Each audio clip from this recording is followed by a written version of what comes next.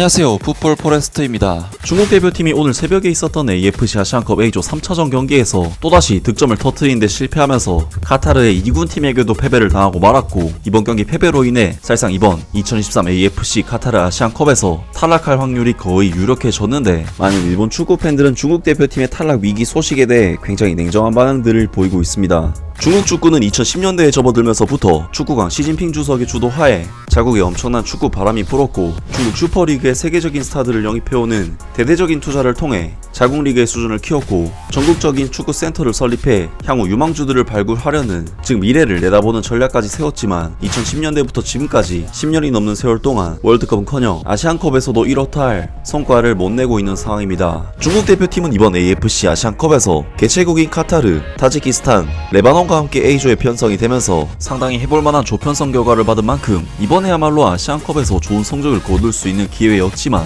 2포트로 배정을 받은 중국 대표팀은 3포트인 레바논 그리고 4포트인 타지키스탄 대표팀에게도 모두 밀리는 경기를 펼친 끝에 두 경기 다 치욕스러운 0대0 무승부를 거뒀고, 카타르와의 마지막 경기는 심지어 카타르 대표팀이 완전한 2군 라인업을 가지고 나왔음에도 0대1로 패배하고 말았습니다. 정말 중국 대표팀의 이번 대회 3경기 무득점 부진은 상당히 꿀조에 포함이 됐음에도 나온 결과이기 때문에 충격적일 수밖에 없고, 많은 중국 축구 팬들은 이미 거의 폭발을 하면서 대표팀에 대해 맹비난을 가하고 있는데, 일본의 많은 축구 팬들은 중국이 브라질 선수를 데려와서 기화시켜도 소용이 없을 것이라면서 냉정하게 중국 대표팀을 평가했습니다.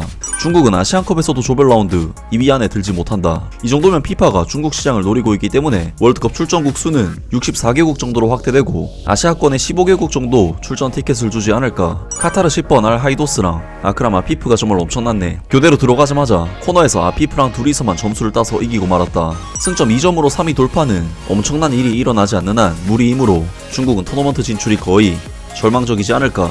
결국 중국은 3경기에서 단 한 골도 넣지 못했다.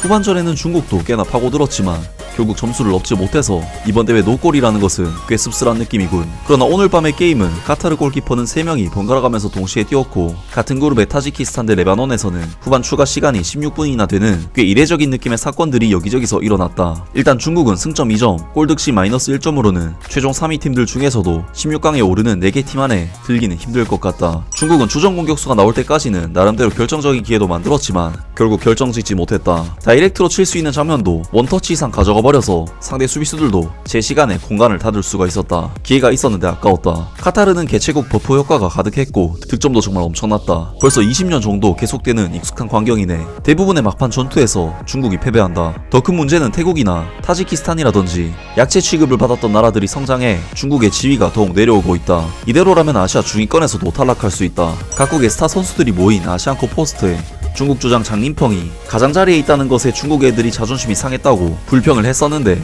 조별 라운드 2무 1패면 어쩔 수 없지. 저거로 축구로는 아시아에서 약소국이니까 분수를 나는 게 좋아. 약해 중국은. 프로리그도 있고 기아 선수도 있는데 그래도 결과가 나오지 않는다. 조별 라운드에서 무득점은 역시 한심해.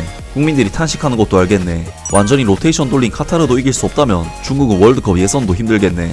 중국은 역사상 가장 약한 3이다. 솔직하게 중국은 어떻게 더 강해질지를 생각하지 않는다. 그들은 아시아의 수치일 뿐이다. 거친 플레이만 하기 때문에. 중국은 생각을 바꾸지 않으면 브라질 선수를 귀화시키거나 해도 안 된다고 생각한다. 정말로 강해지려면 인간으로서의 기본 자세부터 바꾸는 것이 좋다. 다른 나라에서 배우는 것은 많이 있다. 일본이 강해진 것은 일본인은 금연한 것에 배우는 자세가 있기 때문이다. 일본은 크라머, 지코 등 수많은 명장, 지도자들로부터 많은 것을 배우면서 실력이 많이 늘었고, 전국의 J리그 팀을 만들고 지역 밀착으로 나라 전체의 레벨을 올리는 제도를 만든 것도 크다. 그런 모델을 견습할지, 모두 브라질 대표가 될 수 없는 브라질 선수들을 귀화시킬지, 어느 쪽이 아니면 지금 그대로 중국이 강해지는 요소는 없다. 인구 숫자만 생각하면 중국이 세계에서 제일 강해도 이상하지 않지만 그렇게 되지 않는 것이 스포츠. 배우는 자세는 중요하다. 등등 많은 일본 축구 팬들이 중국 대표팀의 부진한 경기력에 대해 중국 축구의 근본 자체가 잘못됐다면서 맹비난을 날렸고, 절대로 중국 축구가 발전할 수 없다는 좋지 않은 평가를 남겼습니다. 정말 중국 축구는 리그에 슈퍼스타들도 데려오고 축구 학교도 세우고 귀화 선수들도 오지게 돌리고도 전혀 발전이 없는 모습을 보여주고 있는데요. 어떻게 이렇게 투자 대비 효율이 안 나올 수 있는지 정말 불가사의할 정도로 이해가 안 되는 부분이고, 중국 축구의 가장 큰 문제는 조금도 발전하지 못하고 있다는 부분이 아닐까 싶습니다.